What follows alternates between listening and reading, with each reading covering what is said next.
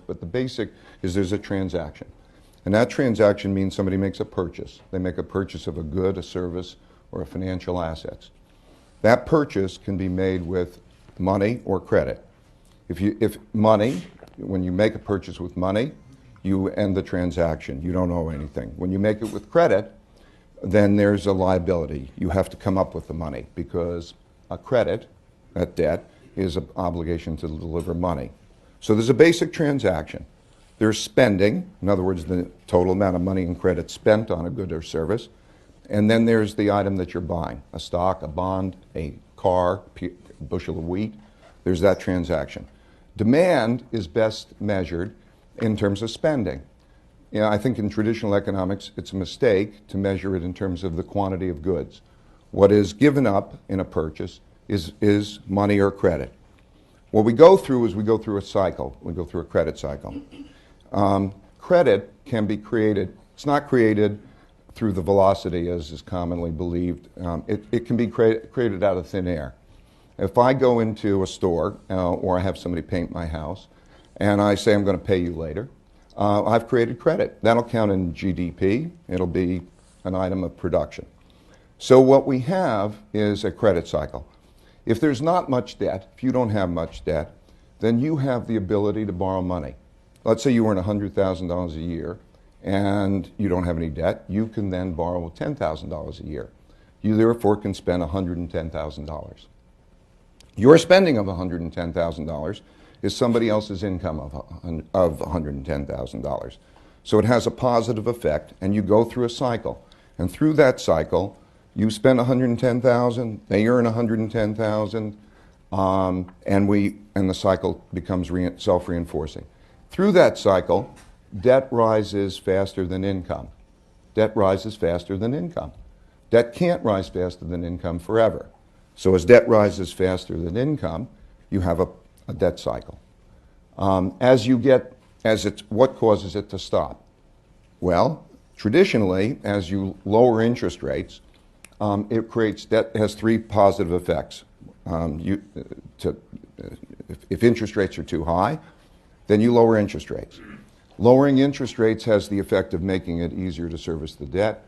It has the effect of making items cheaper to buy on credit because the monthly payments are less. It has a present value effect on assets.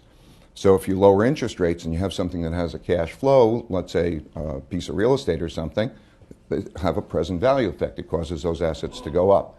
That produces wealth, and that allows more borrowing. And so when you get to a situation where you can't lower interest rates anymore, let's say you hit zero, that part of the cycle ends. So then you go to a deleveraging. Now a deleveraging, deleveraging means that you can't raise debt relative to income anymore. When you can't raise debt relative to income anymore, the cycle begins to work in reverse. So I think the people, if they don't do a very good job of calculating incrementally what the effects are on demand. But let's say you're having debt growth at something like 10%, and you go to a 5% debt growth instead, that has a negative effect on growth. It's the marginal change from that level produces a negative effect on growth. So traditionally in deleveragings, that negative effect that happens let's say Europe is a very classic case. The Spanish banking system is a very classic case, the European banking system. As banks leverage up at a certain rate, and they can't leverage up more than that rate, and they lessen the rate at which they're leveraging it up, it has the effect of beginning a deleveraging. Deleveraging means then the income, the spending, all produces sort of a negative cycle. That produces the beginning of a depression. A depression is the phase of a deleveraging in which there's a combination of austerity and debt restructuring. Because it's a basic thing, if you have too much debt to service, you've got to do something about it. And when you have too much debt to service and you do something about it, there are a limited number of things that you can do. You can either transfer the debt, you can transfer resources from the rich to the poor, so you can have it transferred, for example, from Germany to Spain. That's one way of dealing with it. The other way is you have a combination of austerity and debt restructurings. A debt restructuring means that you lower the debt in one fashion or another. You lower the debt burden to something that you can afford to service because of the income that you produce. Restructurings can take one of three ways. You can either actually write down the debt. You write down the debt, let's say write it down in half, because you could service half. If you service half, but the problem is one man's debts are another man's assets. So when you write it down in half, you have a big negative wealth effect. So you have a negative wealth effect, you can't borrow money, it has that problem.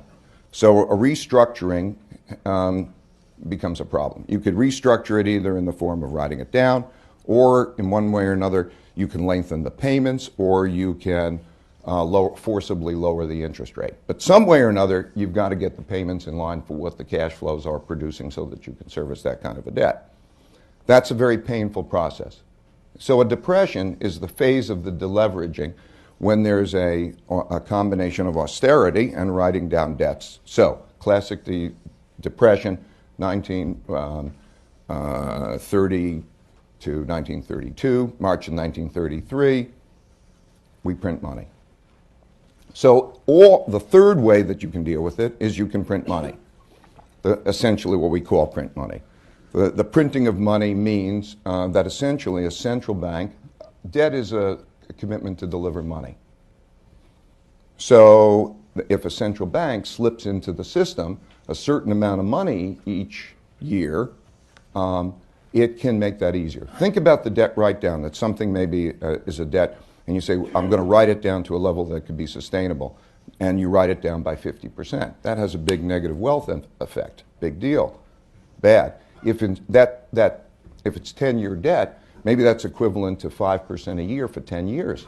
If you slip in 5% a year instead, and to that person who then can pay that debt, they can service the debt, it's 5% a year, it's not that big a deal. And so in all deleveragings, in the end, they print money. It's part of the mix. Now, the best deleveragings are ones in which you have a balance of those things.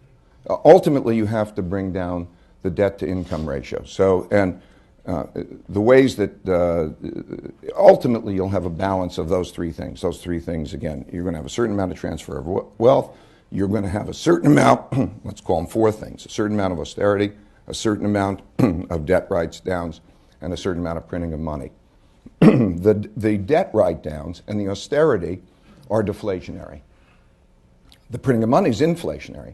If you can get the balance right of those things, then you have what I call a beautiful deleveraging. A deleveraging, well, when you look at the deleveraging, the debt-to-income ratios, thank you, I'm fine. If you look at the debt-to-income ratios and say, how have they come down over time? England after World War II, or the United States in the Great Depression. In all of these cases where the debt-to-income ratios came down, they came down. How did they come down? They came down with relatively good conditions by trying to get by that mix. There's the number one reason is that there's enough of a printing of money that the nominal growth rate in GDP has to exceed the nominal interest rate.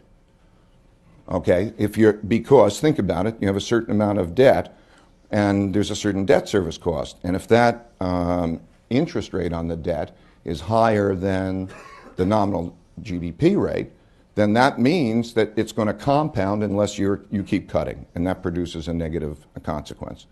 So the most important thing is in these deleveragings, as the United States is now doing, is that you have enough of a printing of money to produce a nominal growth rate that's above the nominal interest rate over a period of time. I'm oversimplifying, but that's the most important single thing. So now, when we then take 2007, and I'm just describing a little bit the template. These templates have happened repeatedly. They've happened in, the IMF restructurings, you can go back and study them all. They're all deleveragings, and they're all classic cases, and they're all pretty simple.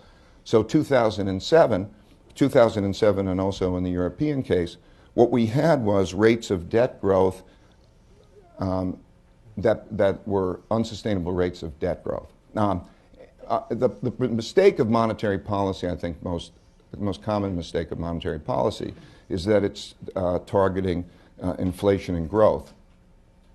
And while inflation and growth are important, it really what it does is it produces debt. And what it has to pay attention to is debt growth relative to income growth, debt growth relative to sustainability. And so what happens is lots of times you have a lot of debt growth that goes into the purchase of financial assets. And that's a classic bubble. That's a riskier situation than inflation.